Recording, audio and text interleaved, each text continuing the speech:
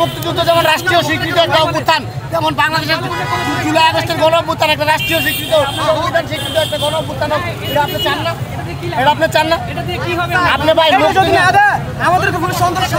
আরে ভাই, July August যদি গণ অভ্যুত্থান যদি রাষ্ট্রীয় স্বীকৃতি না পায়, তাহলে এই ইন্টারিম সরকার যে বসে আছে ওরা কিসের উপর ভিত্তি করে বসে আছে?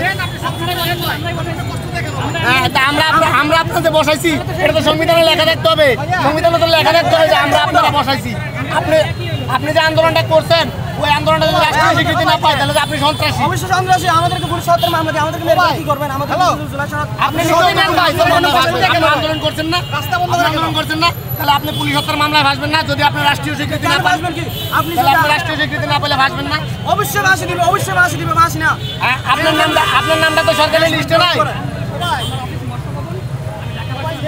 হ্যাঁ, মৎস্য ভবন তো ওইদিকে, আপনি ওই দিকটা চলে যান। না না, মৎস্য ভবন ওই দিকটা যাওয়া যায়, আপনি ওই দিকটা চলে যান। আছে ভাইয়া, একটু কষ্ট করে ব্যাগে নেন, আমি সিগন্যাল দিচ্ছি।